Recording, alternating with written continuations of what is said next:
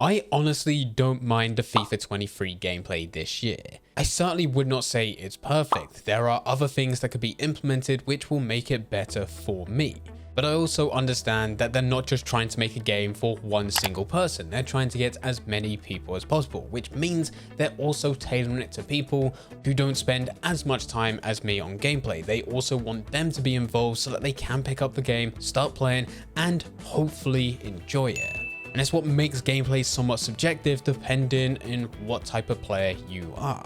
But today's video is not just looking at the gameplay point of view, we're looking at things which are just undeniably broken. There are some issues with the game which is not so much a problem with the gameplay itself, but just problem with design. Now, for transparency, the game modes that I play the most are probably friendlies and then FUT champions, that being the Champions playoffs as well as the weekend league. The division rivals, I occasionally play a few games, but it's only to go and get the 4 wins or 8 wins. Once that's done, it's over. And even then, that's not every single week. Throughout a season, I'll be lucky if I can reach the lowest possible milestone, which is only 20 games. That's not 20 wins, that's play 20 games. But this is not where the problem lies. I've seen this more and more recently, but there's starting to be quite a bit of a problem with hacks within gameplay. Of course, this is not those coming from Xbox and PlayStation, this is coming from PC. And it does seem to be getting worse and worse and worse.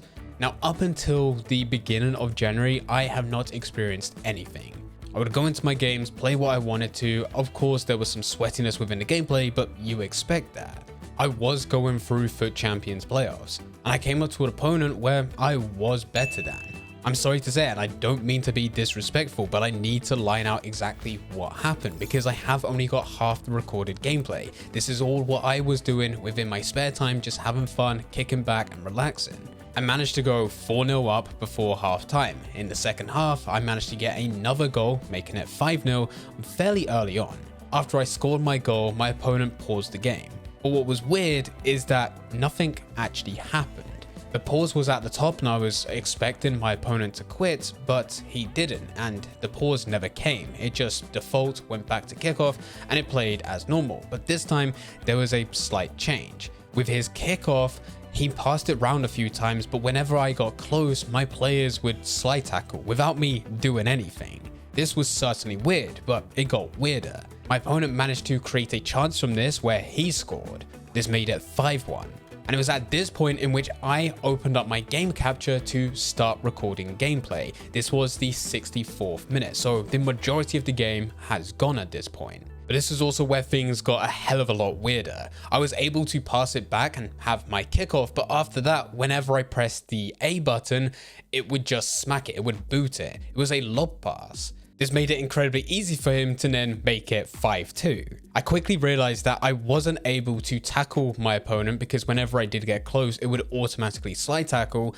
And I also realized that I wasn't able to do any of the passes. The A button was a lob pass, but so was Y, so was B, so was pretty much everything. I would hold down the sprint button, it would lob the ball. So the only thing that I had control over was the player direction. So I had to just kick off, which was the only pass that I was allowed to do, and then I would just hold the ball. I would just hold it with just one player and try to run at the back. There's no point attacking, there was honestly no point doing anything. The only thing I was doing was hoping that my opponent wouldn't get the ball, wouldn't have an easy chance, and if he did, my goalkeeper to save it. The other thing that I was relying on was my opponent making more mistakes than what I clearly was. Even though I wasn't controlling, I needed my opponent to keep on passing the ball back to me the second that he did get the ball. And thankfully, I don't know how I managed to do this, but I kept it at 5-2. My opponent was using PC hacks and still could not get the win until, well, it just went into an infinite loading screen right to the end. I ended up just staring at the pitch, not being able to do anything. I did occasionally try to go to the Xbox menu in order to capture the last 15-20 minutes of what just happened, but I actually couldn't figure out how. Eventually, this went on for way too long that I did just dashboard, close down the application, and open it up again. And it does appear because of how long I waited that we did eventually get the win. But I have never experienced a game like this, and it's happened again. Now, unfortunately, this only happens when I do intend to sit back, relax, and play a game or two. I'm not actually recording any gameplay. And even though it hasn't been as bad as what this game was, there have been occasions where I've been in forced disconnects and just been booted from the game in total. This does now become a weekly occurrence, whereas before it just never happened. Now this is a problem where it is only available for those that are playing on PC. If you're on Xbox and PlayStation, you obviously can't have those hacks, but then you are affected by it. But on the other end, PC is also affected by something else, and this is where it comes down to just poor design. FIFA 23 is cross-platform if you do enable it. Most people do enable it because, well, it means that there's going to be more opportunity to play different players. And this has been a problem for years with PC players because there just isn't as many people playing it on PC. So eventually, especially towards the end of Ultimate Team, they would just keep on playing the exact same players over and over again.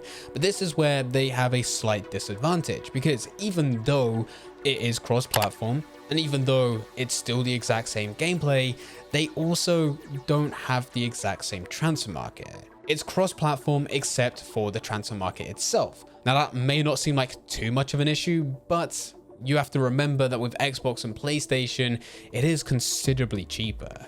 For most players, there's at least a 25% difference. Of course, there's exceptions to the rules, with some being even more and others being slightly less, but on average, whatever you're paying for your team, for a PC player to build the exact same team, they're going to have to spend an extra 25% on top, making it harder to achieve those goals. And if they're not getting as better players, then it also means that they're put at a slight disadvantage, as you're able to get them a lot cheaper if you're on PlayStation and Xbox, and of course be able to use them to compete at a much higher level than those that aren't able to go and get them.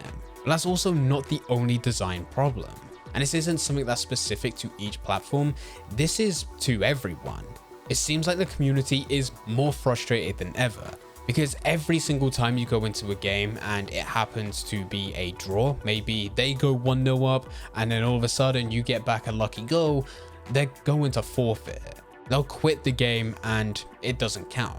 And yes, I understand, the game doesn't count, so therefore you can go back in. But if you're spending your whole game doing this, and I've had this quite recently, in fact, I get this every single day, where you start off the game fairly slow, you're not at your full potential.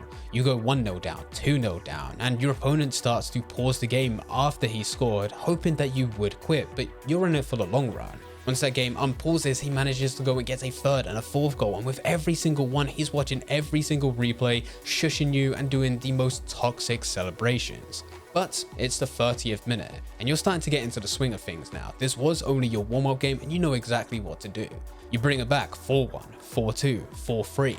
It's now the 88th minute and all you need is one goal. Your opponent's on the ropes, he's been passing it around the back for the last 10 minutes. But somehow you manage to intercept the ball and you go on a one-on-one chance. You shoot, you hit the post, it bounces back, hits the goalkeeper, goes into the back of the net. It should have been a goal that you scored, but it was a complete mess. But either way, you're going to take it. This opponent was toxic all game, and now it's 4-4 and you got just a couple minutes left plus also extra time. But your opponent pauses. And this time, instead of him pausing hoping that you would quit, he quits. The game didn't count. Now with the way that Ultimate Team is set up, your opponent still gets the loss, but you get absolutely nothing. And what really hits hard with this is that it becomes a complete waste of 15 or 20 minutes. And for me, the amount of time that I spend on this game, there's easily 7 draw quits that I encounter every single day. Now this is the worst case scenario where it takes the full 90 minutes, but a lot of the time it happens within the first couple minutes. This is another design problem. If it's counting as a loss for your opponent, they might as well just gift the win to those that still remained within the game, those that didn't actually forfeit. It is extremely frustrating, and for a lot of people, they don't have the time that I have.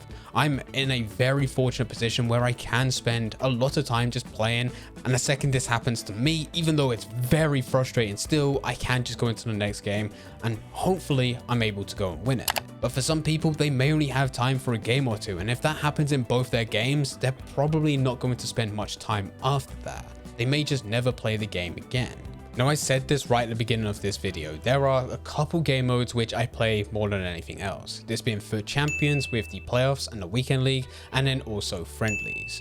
Because of all the problems that I've been encountering recently, mainly the start of 2023, it has led to me playing a fraction of what I was doing before. It is because of a few problems that I've mentioned within this video, especially with hacked gameplay and just design issues, not so much PC players having a disadvantage because that doesn't really apply to me, but it's also because of the limitations within gameplay itself. If I was to go into Division Rivals, there's no real point after I get 4 or 8 wins. Of course, I can keep on playing to push to a higher division, but for the amount of time that's going to take and the amount of games that I'm going to have to go through, it becomes a negative reward at that point. It costs more for me to actually progress with the amount of time that it takes to go through games than the reward is actually worth. There's not a massive difference between 8 wins within one division to the next division. With FUT Champions, there's also limitations with that as well. I feel like it has better matchmaking, which means that there's going to be a wider spread for you to come up to certain opponents, with those being a lot worse than you as well as a lot better than you.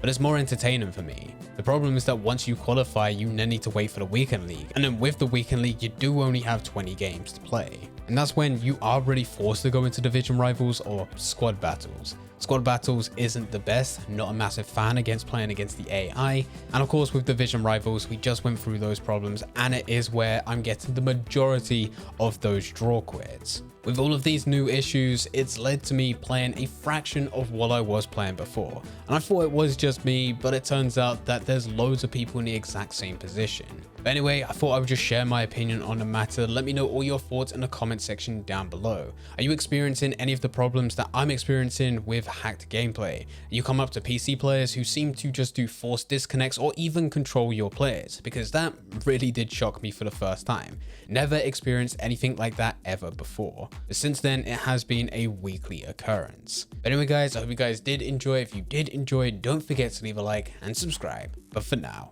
I'm going to see ya.